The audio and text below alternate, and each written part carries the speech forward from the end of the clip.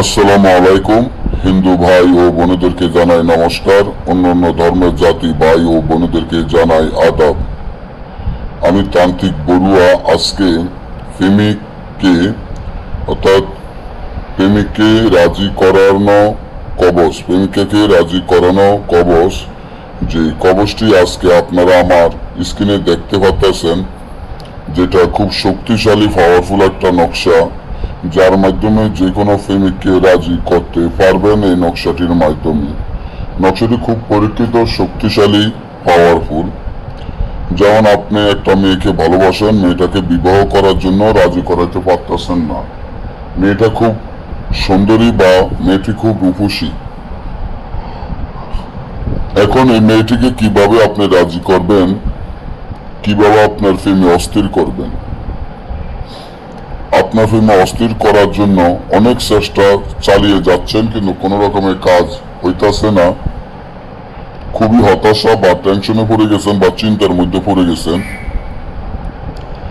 এই মেয়েটাকে কিভাবে আপনার প্রেমে রাজি করাবেন, কিভাবে আপনার প্রেমে অস্থির দেওয়ানা করবেন।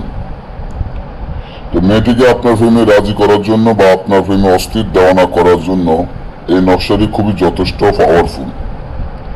তার জন্য নকশাটি আপনারা ভালো মতো লিখিয়া, যেভাবে আছে ঠিক এইভাবে লিখিয়া আপনারা চৌরাস্তার মধ্যে ফুটিয়ে রাখবেন। যখন চৌরাস্তার মধ্যে ফুটিয়ে রাখবেন, সাথে সাথে ওই মেয়ে আপনার প্রেমে পাগল হয়ে বিয়েতে রাজি হয়ে যাবে।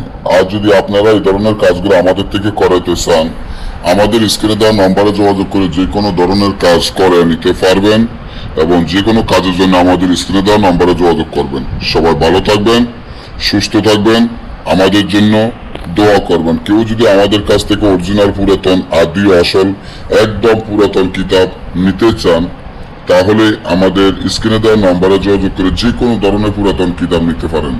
যেখানে নাম আছে, মেয়ের নাম, মেয়ের মায়ের নাম, আপনার নাম, আপনার মায়ের নাম লিখে দিবেন, 4টা নাম এখানে বসিয়ে দিবেন।